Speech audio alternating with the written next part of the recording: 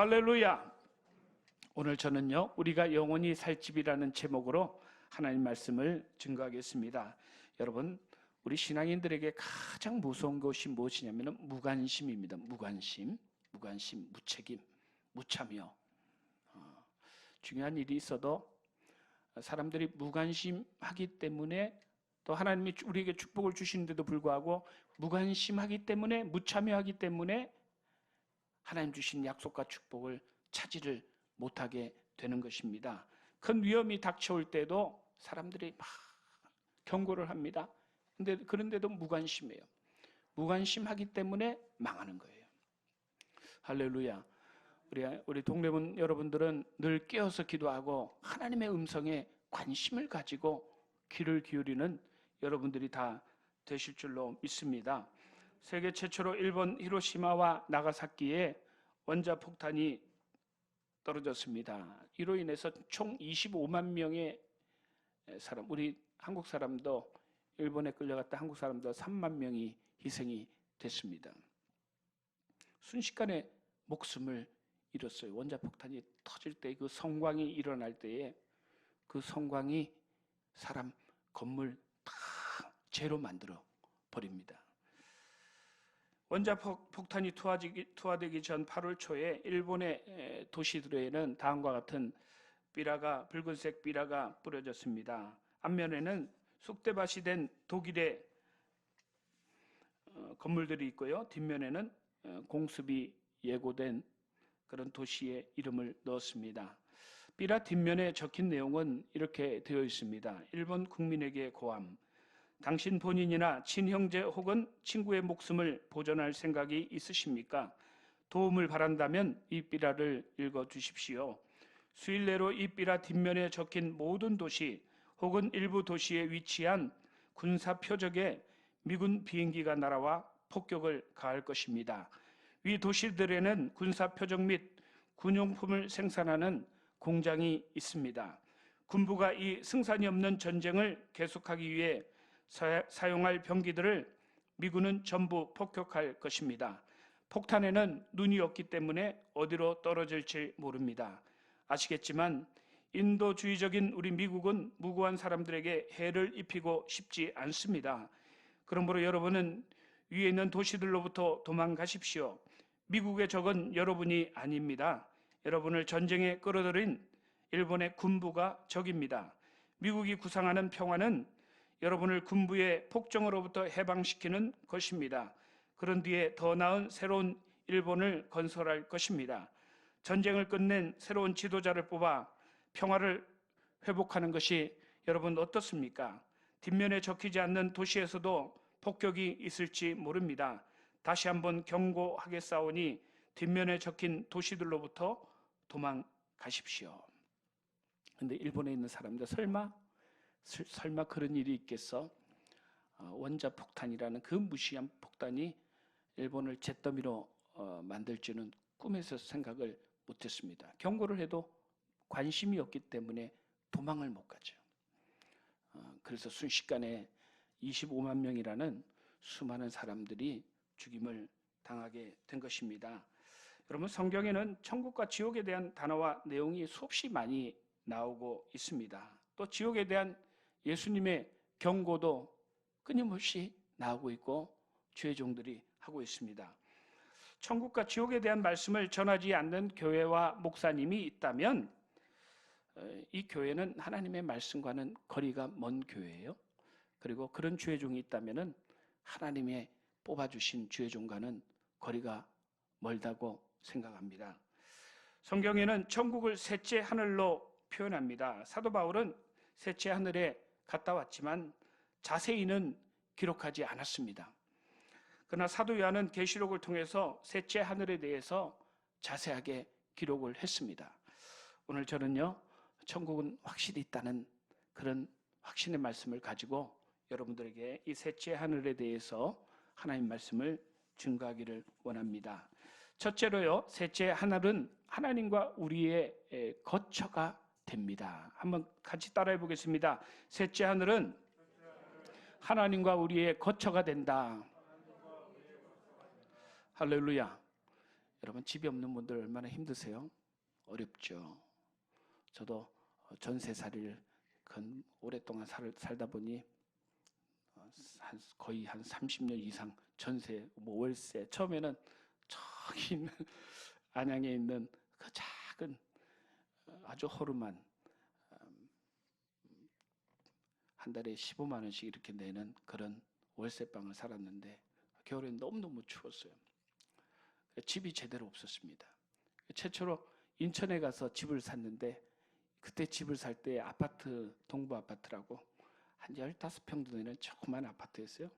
근데 그때 당시에 3,800만 원 주고 샀어요. 대출을 끼고 샀는데 야, 얼마나 내 집이 있다는. 여러분 인천에 그 동부제철소 있는 공기도 안 좋잖아요. 그런데 거기서 내가 내 집을 작지만 내 집을 갖게 되니 너무 편안하고 위로가 되는 거예요. 인간의 가장 큰 고민과 불안이 여러분 무엇입니까? 예수님은 제자들에게 십자가를 지시고 죽을 것을 말씀하셨습니다. 제자들에게는 청천벽력에 마른 하늘에 날벼락 같은 그런 말씀입니다. 늘 예수님을 의지하고 예수님 없으면 아무것도 할 수 없는 그런 제자들이었는데 예수님이 대놓고 말씀하시는 거예요. 이제 조금 6월절이 되면 나는 십자가를 지고 죽을 것이고 이 땅을 떠날 것이다. 그래서 제자들에게는 청천벽력이 가슴이 무너져 내립니다. 오죽하면은 베드로가 예수님을 붙잡고 주여 그리하지 마시옵소서. 그건 하나님의 뜻이 아닙니다. 그러다가 사탄아 물러가라. 그런 예수님의 징책의 말씀도 들었습니다. 얼마나 하루아침에 부모 잃은 고아처럼 그런 고통을 당하는 거죠. 저도 이제 부모님이 다 돌아가셨는데 그렇게 의지 않는, 제가 어렵고 힘들 때는 늘 부모님을 찾아갔어요. 근데 부모님이 안 계시고 나니 또 얼마나 마음에 힘들고 어려운지 모르겠어요. 이때 주님이 사랑하는 제자들에게 주신 말씀이 오늘 요한복음 14장 1절로 3절 말씀입니다. 우리 같이 한번 봉독합니다. 너희는 마음에 근심하지 말라. 하나님을 믿으니 또 나를 믿으라. 내 아버지 집에 거할 곳이 많도다. 그렇지 않으면 너에게 일렀으리라. 내가 너희를 위하여 거처를 예비하러 가노니 가서 너희를 위하여 거처를 예비하면 내가 다시 와서 너희를 내게로 영접하여 나 있는 곳에 너희도 있게 하리라. 할렐루야. 이야, 얼마나. 예수님 왜 십자가 지세요? 왜 십자가 지시고 왜 다시 살아나시고 왜 하늘로 올라가시느냐? 내가 너희를 그와 같이 버려두고 다시 너희를 안 보려고 하는 것이 아니고 이제 내가 아버지 집에 가서 너희를 위해서 거처를 짓겠다. 본래 원문에는 거처라는 말이 그냥 헬라에서 말하는 그냥 일반적인 집인데 영문에는 맨션으로 이렇게 번역을 해놨습니다. 천국에 있는 집들이 얼마나 좋으면은 맨션이라는 말을 썼어요. 미국에서는 맨션이라는 말을 아무 집에나 쓰질 않습니다. 아주 정말 좋은 집들만 그렇게 하죠. 미국의 뉴욕에 있는 유태인들이 사는 아주 부자 동네 롱비치가 있어요. 롱비치에 가면 맨션들이 바닷가를 바라보면서 맨션들이 쫙 있는데 뭐 천국이 따로 없어요. 얼마나 좋은지 몰라요. 그리고 플로리다에 있는 지금 트럼프 대통령이 살고 있는 그 동네에도 별장들이 얼마나 많은데 맨션들이죠. 너무너무 좋아요. 그런 집들이 주님께서 근심하지 마라. 내가 가는 건 너희를 버려두려고 그러는 것이 아니고 너희를 위해서 맨션을 내가 하늘에 지어놓고 너희를 데리러 오겠다. 그 약속을 주시려고 하신. 할렐루야. 여러분 얼마나 큰 위로가 되는지 모릅니다. 주님의 말씀은요, 주님이 거하시는 셋째 하늘에 우리의 거처를 예배하러 갈 것이다. 거처를 예배하면 다시 재림하셔서 사랑하는 하나님의 자녀들을, 제자들을 데리러 올 것이다. 그래서 그곳에서 주님과 함께 영원히 살게 하신다. 여러분 참 위로와 평안과 소망을 주시는 하나님의 가장 큰 축복의 말씀인 줄로 믿습니다. 이 셋째 하늘은 하나님의 약속을 믿고 죽은 성도들의 최종 목적지가 이 셋째 하늘이에요.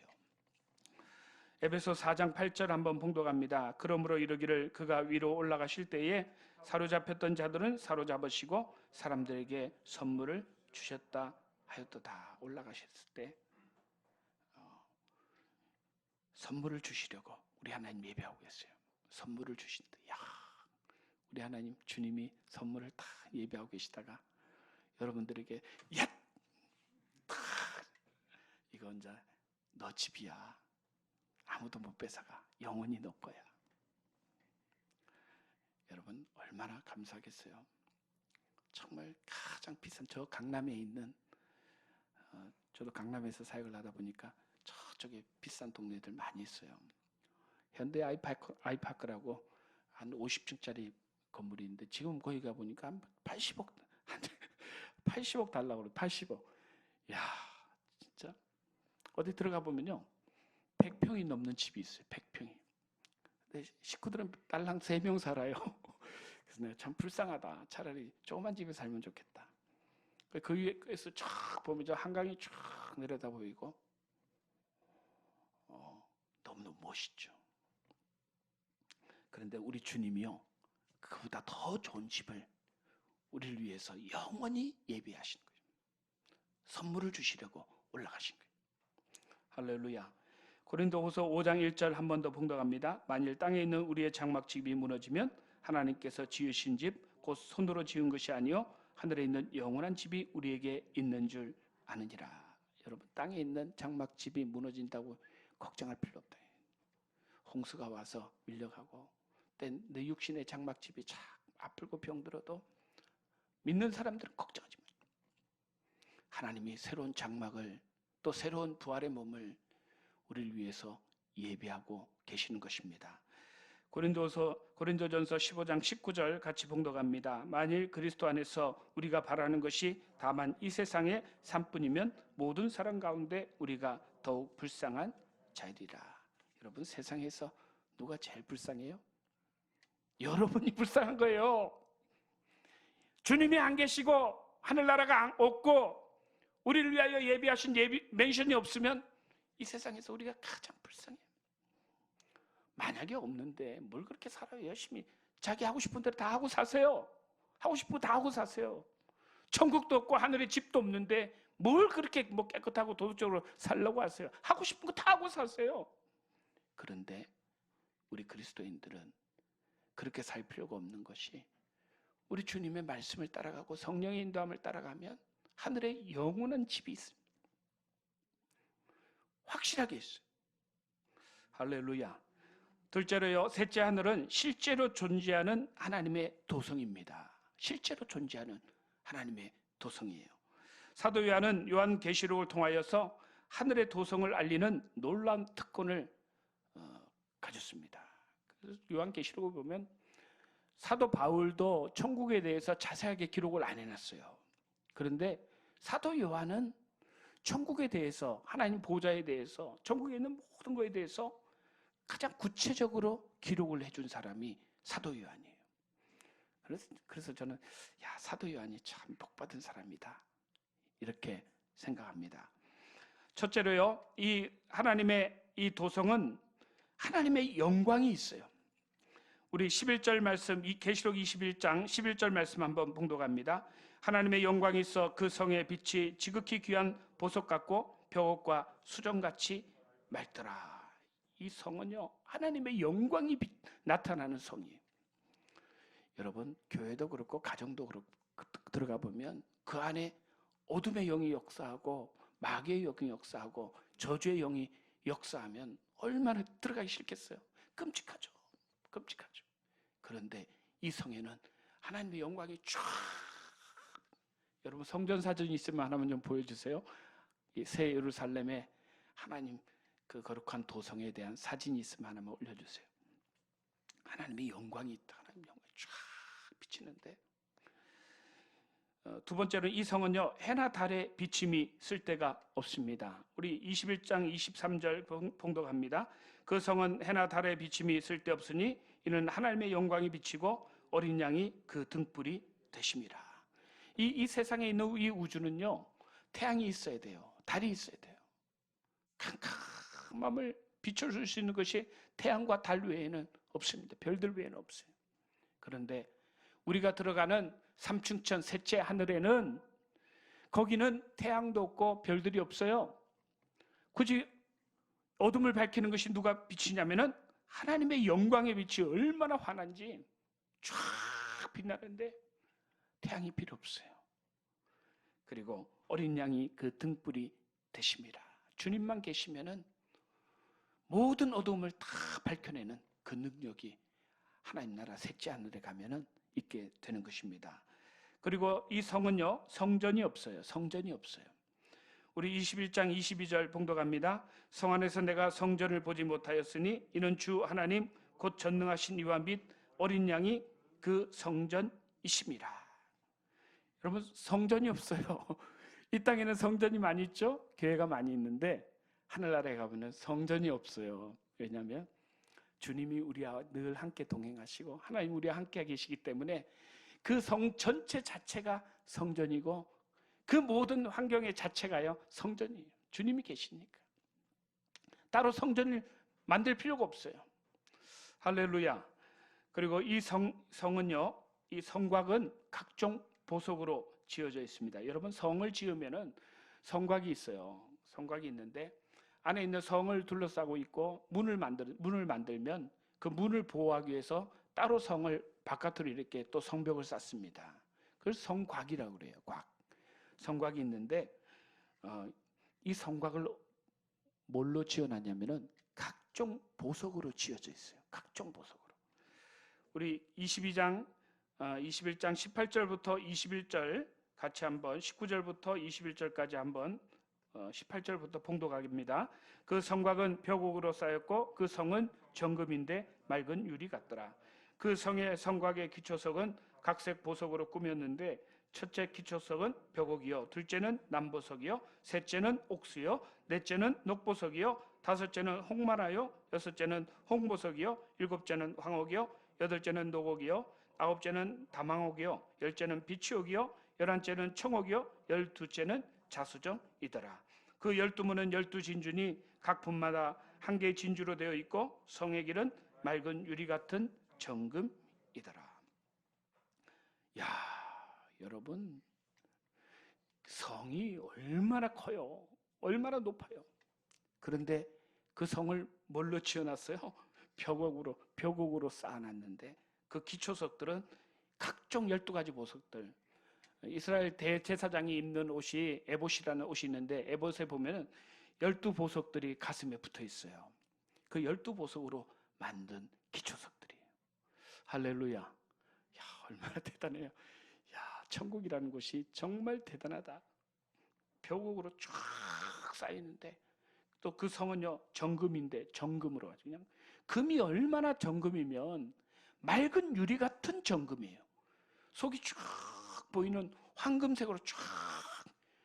야, 세상에 우리가 돈으로 이룬 성을 쌓으려고 그러면 도대체 얼마를 줘야 되는 거예요? 얼마를? 여러분, 우리가 이런 하늘에 들어가게 되는 거예요. 할렐루야. 그 옆 사람에게 말씀하세요. 당신이 가장 복 있는 사람입니다. 할렐루야. 또 이 새 예루살렘 성은요 12개의 문과 12기초석으로 되어 있어요. 우리 21장 12절로 14절 봉독합니다. 크고 높은 성곽이 있고 12문이 있는데 문에 12천사가 있고 그 문들 위에 이름을 썼으니 이스라엘 자손 12지파의 이름들이라. 동쪽의 세 문, 북쪽의 세 문, 남쪽의 세 문, 서쪽의 세 문이니 그 성의 성곽에는 12기초석이 있고 그 위에는 어린 양의 12사도의 이름들이 있더라. 이 새 예루살렘을 성 하늘에 있는 셋째 하늘에 있는 이 새 예루살렘을 짓는데요. 크고 높은 성곽이 있는데 12문이 있어요. 문이 12개예요. 동서남북으로 3개씩 다 있는데 문마다 12천사가 지키고 있어요. 아무나 못 들어가요. 아무나 못 들어가요. 오직 생명책에 기록된 사람들만 들어가게 되는 것입니다. 또 외부로 이렇게 쌓아놓은 성곽에는 12기초석이 있고 그 위에는요 어린 양의 12사도의 이름들이 있어요. 하늘에 있는 이 새 예루살렘 성의 모든 지어진 기초는 구약시대의 12지파, 구원받은 12지파의 그 모든 사람들하고 신약시대의 12사도들을 통하여 오늘날 예수 믿는 우리 모두가 다 이 하나님 나라 새 예루살렘 성의 기초가 되어 있고 이 성의 재료들이 되어 있는 것입니다. 이 성의 크기가 얼마나 크냐면요, 우리 21장 16절 17절 한번 봉독합니다. 그 성은 네모가 반듯하여 길이와 너비가 같은지라. 그 갈대자로 그 성을 측량하니 12,000스타데온이요 길이와 너비와 높이가 같더라. 그 성곽을 측량함에 144 규빗이니 사람의 측량 곧 천사의 측량이라. 야, 여러분, 새 예루살렘 사이즈가 얼마나 되냐면 가로가 2,400km, 2,400km. 얼마나 크냐면 얼마나 2,400km. 여러분, 지구 전체 길이가 46,000km예요. 그런데 2,400km는 얼마예요? 4, 6, 24. 6분의 1이에요. 20분의 1의 길이에요. 쉽게 생각하면 미국 땅보다 더 커요. 미국 땅보다 더 큰 하늘의 새 예루살렘이 이렇게 쌓여져 있는 거예요. 할렐루야. 야, 그 성곽을 측량하며, 여기 동대문도 보면은 앞에 이렇게 튀어나오는데 문을 보호하는 성곽이 있잖아요. 그 성곽의 높이가 얼마냐면 144 규빗이에요. 총 65m 정도 돼요. 65m. 65m는 여러분 그걸 뛰어넘을 수 있어요? 아무도. 문으로 아니하고는 절대로 들어갈 수 없어요. 근데 문은 12진주문으로 되어 있는데 문이 얼마나 큰데 진주로 돼, 한 진주로 되어 있어요. 그리고 문마다 지키는 천사가 있어요. 할렐루야. 누가 이 성에 들어갈 수 있어요? 그런데 우리 이 자리에 있는 여러분들이 예수 믿고 하나님 자녀가 되고 거저 하나님 은혜로 죄사함 받아서 그 안에 들어갈 수 있는 자격을 얻게 된 거예요. 믿지 않는 사람들, 두려워하는 자들, 믿지 않는 자들, 흉악한 자들, 살인하는 자들, 음란한 자들, 점술하는 자들, 우상숭배자들, 거짓말하는 자들은요, 다 성 밖에서 막 이를 갈면서 막 슬피 울며 통곡을 하는 거예요. 못 들어가니까. 나도 들어가야 되는데, 살아생전에 내가 예수 믿고 죄사함 받고 우리 주님의 생명책 안에 내가 기록이 되었으면 나는 들어갈 텐데, 그렇게 수많은 그리스도인들이 복음을 전했는데도 무관심하고 무책임하고 무참여해서 내가 들어가지 못했구나. 이를 갈면서 슬피 울면서 통곡을 하는 거예요. 할렐루야. 우리는 복 있는 사람입니다. 이 성은요, 에덴 동산의 낙원이 회복이 돼요. 우리 22장 1절로 2절 봉독합니다. 또 그가 수정같이 맑은 생명수의 강을 내게 보이니 하나님과 및 어린 양의 보좌로부터 나와서 길 가운데로 흐르더라. 강 좌우에 생명나무가 있어 12가지 열매를 맺되 달마다 그 열매를 맺고 그 나무 잎사귀들은 만국을 치료하기 위하여 있더라. 보좌로부터 생명수의 강이 쭉 그냥 흘러나오는데 그 생명수의, 말 그대로 그 물 자체가 생명수예요. 마시는 사람마다 살아나고 기쁨과 평화와 소망이 막 넘쳐나요. 하나님 나라는 먹고 마시는 것이 아니요 성령 안에서 의와 평강과 희락이라. 생명이 그 안에서 넘치는, 의와 평강과 희락과 생명이 그 안에서 생명수를 마시는 자마다 넘쳐나게 돼. 할렐루야. 그리고 길 가운데 흐르는데 강 좌우에 생명나무가 있어요. 에덴 동산을 지을 때도 하나님이 생명나무를 많이 만드셨잖아요. 그걸 먹으면 병든 사람, 아픈 사람요 순식간에 다 나아버려요. 그 열매 자체가 모든 병을 다 치료하는 능력이 있어요. 그리고 달마다 그 열매를 맺고 그 나무 잎사귀들은 만국을 치료하기 위하여 있더라.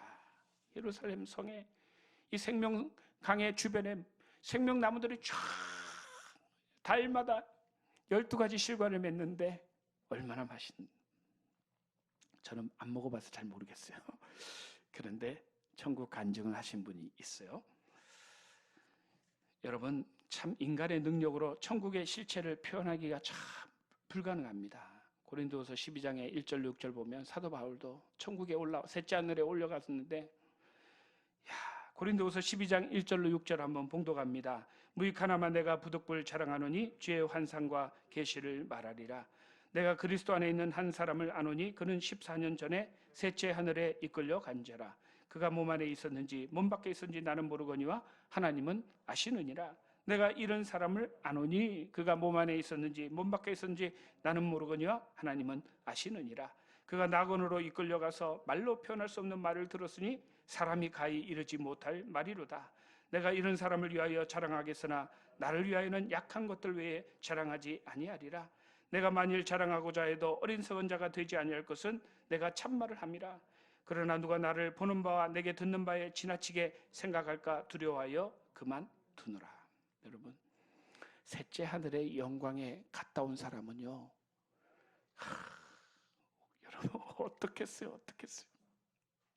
외국에 한번 나갔다 하도 야, 나 갔다 왔어. 그리고 자랑하는데 셋째 하늘에 아무도 못 가요. 아무도 못 가는 그 셋째 하늘에 사도 바울이 올라갔는데 그 하늘의 그 영광과 그 풍성함과 생명과 축복, 기쁨은 뭐 표현을 할 수, 인간의 언어로 표현이 불가능해요. 그 놀라운 영광을 가지고 다시 땅으로 왔는데 여러분 얼마나 대단하겠어요. 근데 사도 바울은 말을 안 해요. 그리고 사람들 앞에서 겸손하게 자기를 낮춥니다. 그래서 하나님이 사도 바울한테 아주 그냥 치명적인 병을 주셨잖아요. 그 병이 얼마나 괴로운데 하나님 제발 좀 고쳐주세요. 그런데 내 은혜가 내게 족하다. 내가 약할 때 곧 강합니다. 너는 아파야 하나님 영광이 나타나. 그 하늘의 영광을 알고 내려왔기 때문에 하나님이 가시를 주신 거예요. 할렐루야. 여러분들 중에 혹시나 많이 아픈 분들이 있으면 하나님이 가시를 줬다고 생각하시기 바랍니다. 셋째 하늘은요, 여러분 더 이상 없는 것들의 장소예요. 더 이상 없다. 첫째로는요, 더 이상 사망이 없어요. 한번 따라해 보겠습니다. 더 이상 사망이 없다. 이 세상 사람들 틈만 나면 죽고 틈만 나면 병원에 가고 고통스럽고 아이고 아파 여기 아파 저기 아파 틈만 나면 여러분 거기 가면 사망이 없어요. 더 이상 애통하는 것이나 곡하는 것이 없습니다. 더 이상 아픈 게 없어요. 우리 계시록 21장 4절 같이 한번 봉독합니다. 모든 눈물을 그 눈에서 닦아주시니 다시는 사망이 없고 애통하는 것이나 곡하는 것이나 아픈 것이 다시 있지 아니하리니 처음 것들이 다 지나갔음이러라. 길 가운데로 22장 2절 길 가운데로 흐르더라 강좌 위에 생명나무가 있어 12가지 열매를 맺되 달마다 그 열매를 맺고 나무 잎사귀들은 만국을 치료하기 위하여 있더라. 그리고요 더 이상 밤이 없어요. 밤이 없습니다. 천국은 이 땅에는요 어두우면 얼마나 저는 저녁만 되면 늘 공포에 질렸어요. 어릴 때부터 하도 귀신 얘기를 많이 듣고 하도 무서운 얘기를 많이 듣고 나서 밤에 다니면 무서운 데를 못 가요. 저녁에 전에 친구들하고 같이 산에 올라가서 기도한다고 올라가는데 너무 무서운 거예요. 막 공동묘지를 치는 옆에 무덤이 있는데 그 귀신이 나타날까 봐 막 두려움에 막 떨었어요. 근데 여러분 햇빛이 빛이 있으면 밤이 없으면 얼마나 담대해져요. 하늘나라는 밤이 없어요. 두려움이 없어요.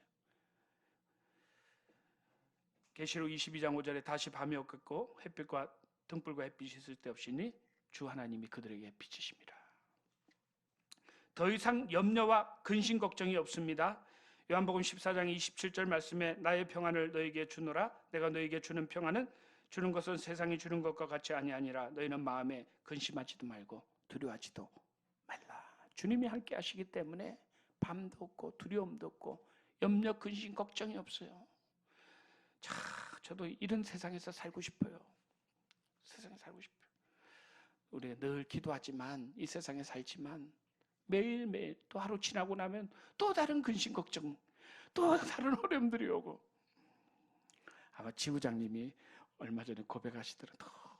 이번에 너무 힘들다고. 어떻게 주인이 이랬다 저랬다 몇 번이나 변경을 하는지 그냥 한 번 할 때마다 막 가슴이 무너져지고 막 머리가 징글징글해요. 지부장님도 잠을 못 주무셨죠. 아마 최성환 장님도 그러셨을 거예요. 바꾸니까 4층 안 돼요. 5층 하세요. 우리는 다 4층으로 했는데 염려 근심 걱정 때문에 또 한 곱이 넘어가면 또 다른 게 터지고 정말 염려 근심 걱정이 없는 그런 세상에서 한번 살아보고 싶다. 근데 하늘나라는요 그런 나라예요. 그러니까 얼굴이 늘 밝고 환할 수밖에 없어요. 그리고 천국은요 유혹과 죄가 없습니다. 원수마귀 사탄 우리를 괴롭히던, 유혹하고 늘 괴롭히던, 낙담하게 좌절하게 만들고 실패하게 만들고 고통스럽게 만들던 원수마귀와 악한 더러운 귀신들이 다 둘째 사망 유황 불못에 하나님이 다 던져버리시고 그곳에 다 태워버리시기 때문에 유혹이 없고 죄도 없어요. 할렐루야. 그리고 더 이상 처음 하늘과 처음 땅이 없고 바다도 없습니다. 이 세상 보세요. 이 하늘. 여기서 만약에 천국이 이루어진다면 여러분 믿겠어요? 아무도 안 믿어요. 아이고 하나님 무슨 이 땅에 지금 골머리 하는 이 땅에 여기다가 천국을 만든다고요? 아유 나 거기 안 갈랍니다. 이렇게 생각할 수 있어요. 근데 처음 하늘 처음 땅이 다 사라지고 바다도 다 사라지고 셋째 하늘에는 완전한 새 하늘과 새 땅이 쫙, 얼마나 좋은지. 마지막으로 우리가 김상호 목사님의 간증을 여러분들에게 소개하고 마치도록 하겠습니다. 김상호 목사님하고 저하고는 2000년도에 제가 기도원에 올라가서 목사님이랑 같이 1년 정도 사역을 했어요. 여러분 김상호 목사님 사진을 한번 보여주세요. 김상호 목사님 여러분 아시는 분 한번 손 들어보세요. 많이 계시죠?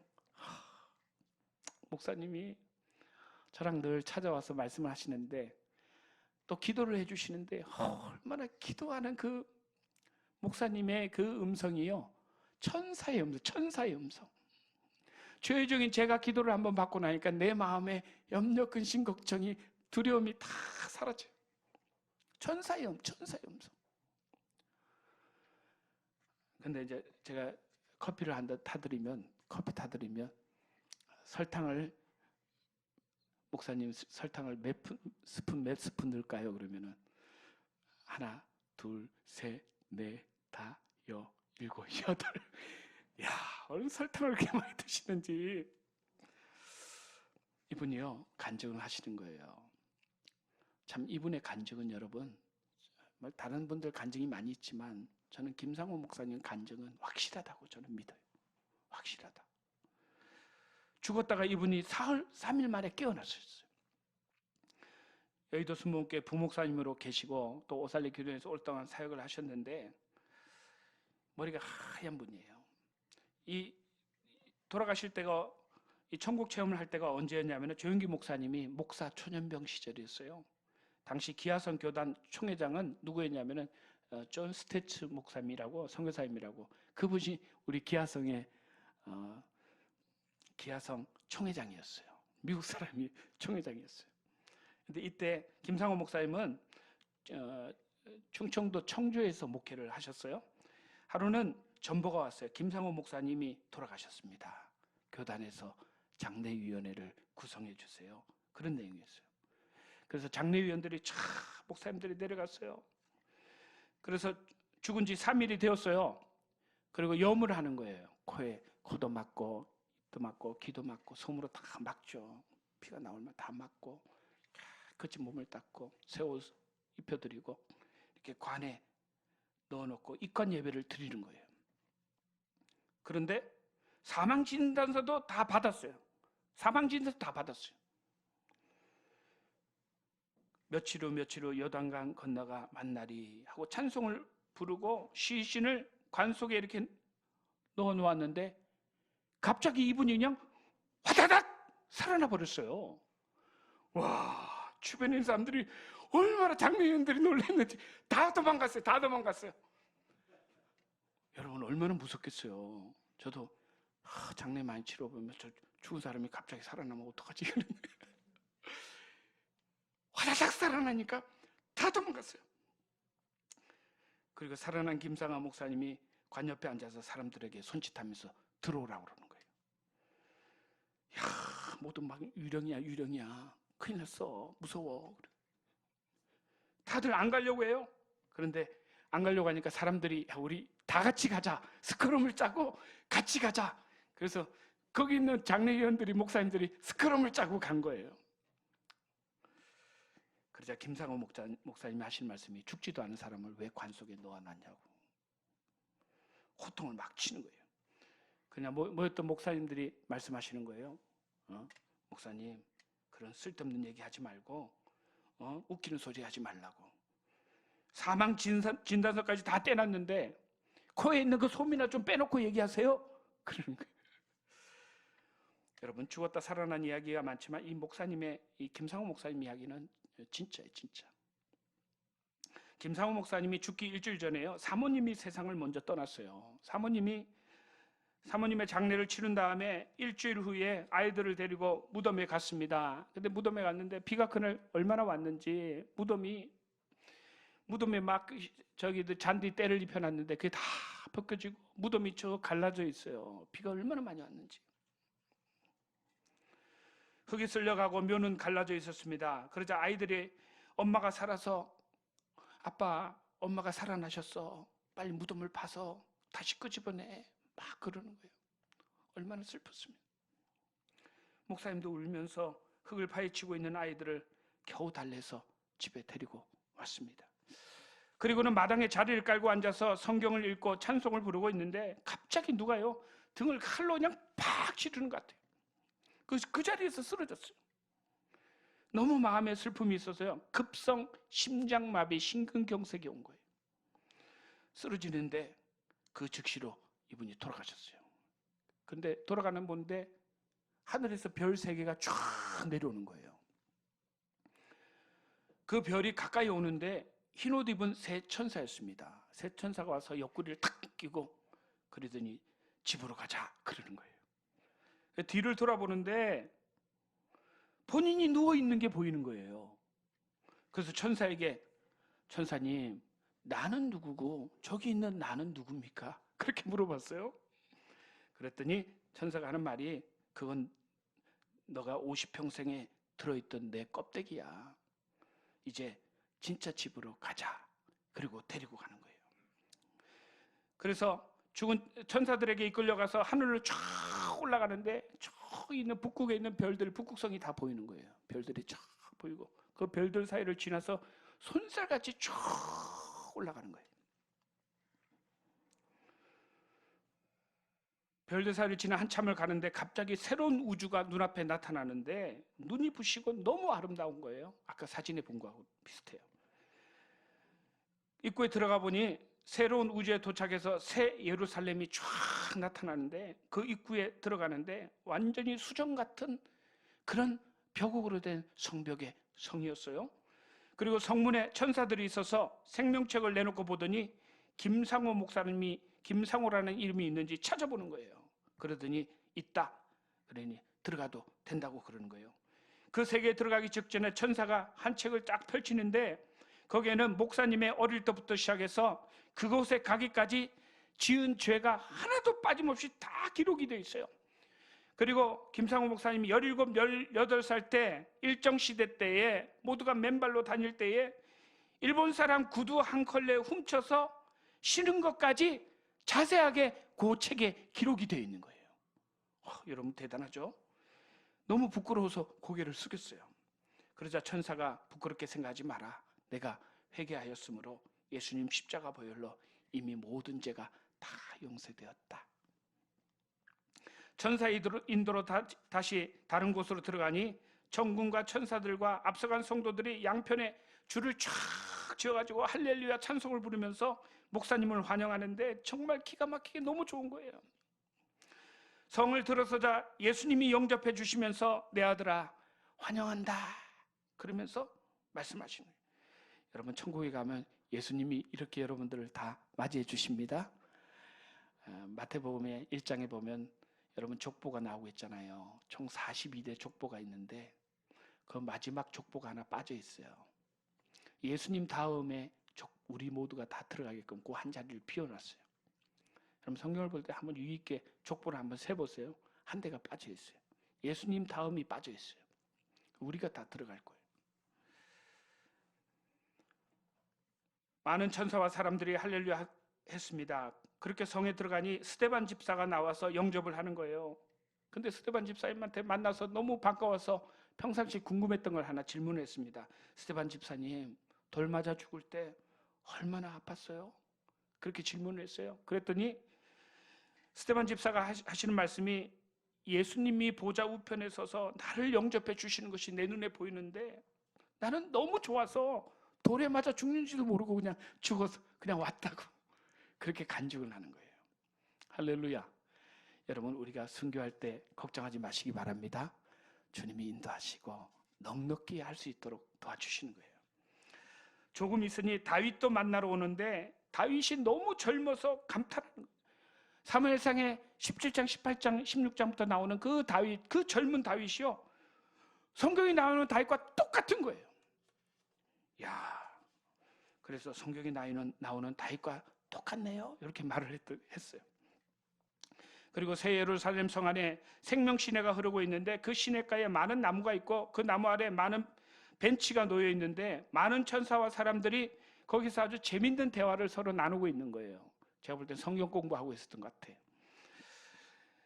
주변에 과일 나무가 있어 과일을 까서 먹는데, 여러분, 이게 중요한 거예요. 과일 나무가 있어서 과일을 따서 먹는데 먹자마자 순식간에 사람의 몸에서 향기가 되어서 쫙 뿜어져 나오는 거예요. 그 생명 과일을 먹는데 먹자마자 몸에서 향기가, 생명의 향기가 쫙 뿜어져 나옵니다. 천국에는 화장실도 없고 쓰레기통도 없어요. 먹기는 먹는데 순수한 음식 자체예요. 먹으면 다 향기가 되어서 나와요. 할렐루야. 저도 이런 생각 많이 했어요. 천국에 가면 그 쓰레기들 다 어떻게 처리할까 걱정했는데 걱정할 필요가 없어요.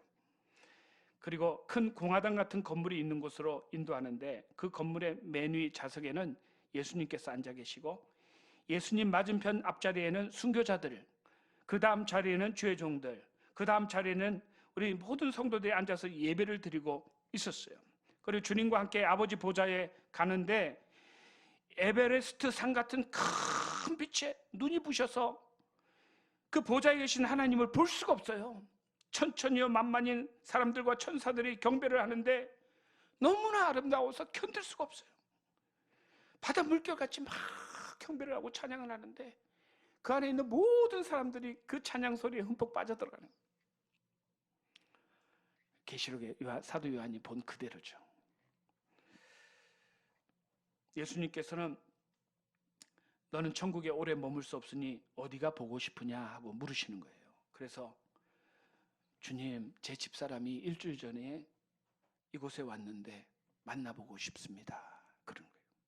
그랬더니 예수님이 김상호 목사님을 데리고 아주 좋은 맨션이 얼마나 많은지 그냥 쫙 있는데 맨션으로 가는데 그곳의 집들은 너무나 찬란하고 아름다워서요 세상 어떤 것으로도 비유할 수가 없어요. 문 앞에 이르자 문이 쫙 열리는데 부인이 흰 드레스를 입은 아주 아름다운 모습으로 맞이하는 거예요. 근데 여러분, 김상호 목사님 부인은요 인물이 너무 없어요.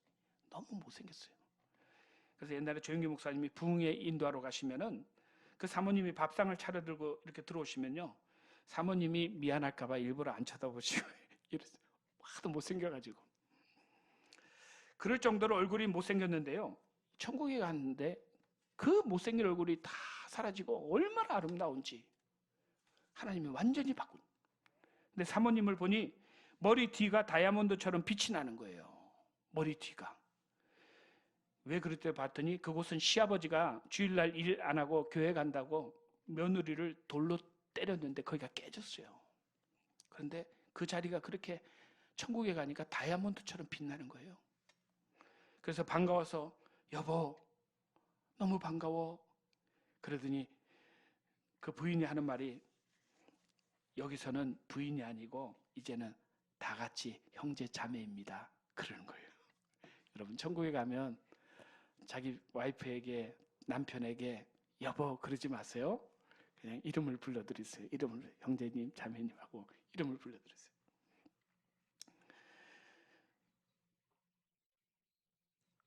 형제요, 형제와 자식들이 내가 죽는 것을 보니 너무 슬퍼하는 걸 내가 봤는데 내가 예수님께 부탁해서 이 천국에 당신 제발 다 좀 보내서 우리 남편 좀 보내서 나이 잘 있는 거 보게 하고 우리 가족들 자식들한테 좀 전해달라고 부탁을 해서 그래서 김상호 목사님을 데리러 왔다는 거예요. 세상에서 살 동안에 낳은 자식들에게 지상에서 살던 어머니가 천국에서 이렇게 행복하게 살고 있다고 말해주고 그 어머니가 천당에서 기다리고 있으니 예수님 열심히 잘 섬기다가 천국에서 만나자고 전해주세요. 그런 거예요.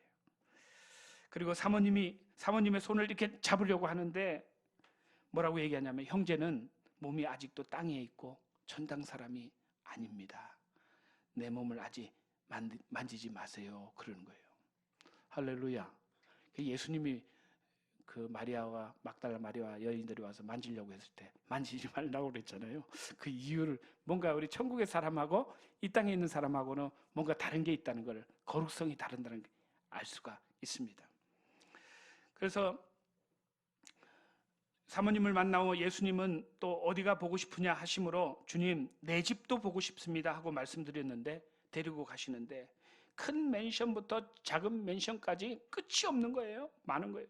그리고 한 곳에 이르니 김상호하고 문패가 있는데 지붕이 없어요. 지붕이 없어. 그래서 주님 다른 집은 다 지붕이 있는데 왜 내 집은 지붕이 없습니까? 주님이 말씀하시기를 아직 밑에서 재료가 다 올라오지 않아서 그런 것이다. 그러는 거예요. 여러분 참 황당하겠어요. 그죠? 지붕이 없으면 어떡해. 지붕이 있어야죠. 근데 재료가 다 올라오지 않았다는 거예요. 그래서 다시 가서 열심히 복음 전하고 영혼 구원하고 선교하고 또 하나님 나라를 위해서 헌신하다가 오세요. 그러는 거예요. 그렇게 해서 더 많이 하면 지붕이 완성되고 완성되면 내가 너를 데리러 올 것이다. 그렇게 말씀하시는 거예요. 목사님이 먼저 천국 간 사람들을 만나고 싶어하니 천사는 그들의 집이 있는 곳으로 목사님을 인도했는데 집들이 형형색색 너무나 좋았어요. 세상에 있을 때 한 친구는 예수님을 잘 믿은 줄로 알았는데 막상 천국에 와서 보니 그 친구는 집이 없어요. 집이 없어. 세상에서 상당한 직위에 있었던 친구는 세상에서 영광을 다 받아서인지 천국의 집은요 형편이 없는 거예요. 형편이 없어요. 그리고 세상에서 별로 알려지지 않았던 친구는 천국에서 크고 아름다운 집을 가지고 있는 거예요. 여러분 우리가 천국에 가면 길고 짧은 건 거기 가서 대봐야 돼요. 제 집이 좋은지 우리 지구양 집이 좋은지 지구장 장로님 집이 좋은지 우리 여러분들 집이 좋은지 거기 가서 한번 재보자고요. 할렐루야. 아마 여러분들의 집이 헌신한 여러분들의 집이 천국에서는 가장 좋은 맨션이 될 줄로 믿습니다. 그런데 주님이 급히 천사에게 말씀하시기를 빨리 데리고 가라. 친구들이 지금 관 속에 집어넣어서 땅 속에 파묻어 버리려고 한다. 파묻어 버리면 들어갈 집이 없어진다. 빨리 데려가라고 하시는 거예요. 그래서 예수님께 인사하고 천사와 함께 가려고 하는데 뒤에서 잠깐 기다려요 하고 그러는데 봤더니 아브라함이 막 뛰어오는 거예요. 그런데 아브라함은 늙은 영감으로 생각하고 있었는데 보니요 세상에 아브라함이 30대에 얼마나 잘생긴 젊은 사람인지 깜짝 놀랐어요. 그런 말하기를 당신이 지상에 내려가거들랑 사람들이 생각하는 것보다는 빨리 예수님이 오신다고 전해주세요. 깨어 준비하고 있지 아니하면 생각지 않을 때에 예수님이 오시니 깨어 기도하며 준비하라고 내 백성에게 꼭 말씀을 전해주시오. 그리고 아브라함이 갔어요. 그래서 그렇게 하겠다고 하고 천사들과 함께 지구로 돌아오는데요. 지구가 저 우주에서 지구로 탁 돌아오는데 지구가 보니까 오렌지만한 조그맣게 보이는 거예요. 근데 점점 커지고 파란 게 보이는 거예요.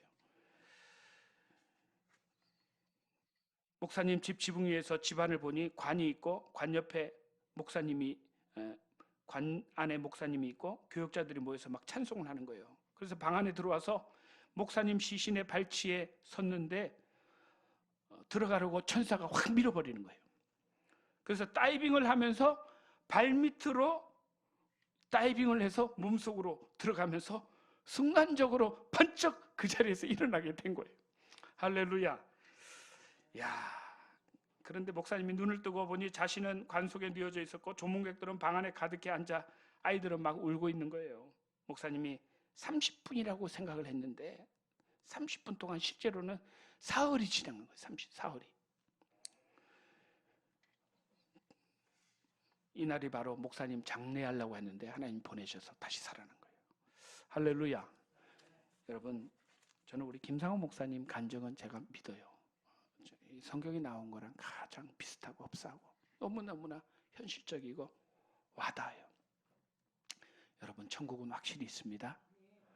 하나님도 여러분들 사랑하시고 진짜 우리 셋째 하늘에 있는 그 집으로 여러분들 인도하시려고 우리 하나님 여러분들 위해서 죽으시고 피 흘려 죽으신 거예요. 우리 하늘의 소망을 가지고 우리 각자에게 주신 하나님의 비전과 사명을 지금 삶의 현장에서 열심히 전도하고 선교하고 하나님 일을 온전히 감당하면 하늘에서 내 집이 점점 쌓여져 가는 거예요. 저도 헌금하고 전도할 때마다 늘 그 생각을 해요.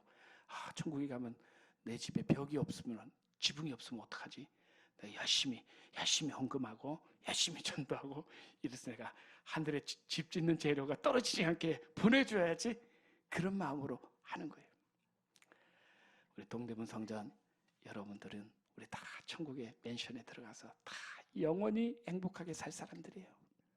이 땅에 사는 동안에 서로 사랑하고 용서하고 품어주고 아껴주고 하나님 나라 일을 위해서 더 열심히 사역하는 여러분들 다 될 줄로 믿습니다. 우리 주의 이름 3번 부르며 말씀을 생각하며 기도하겠습니다.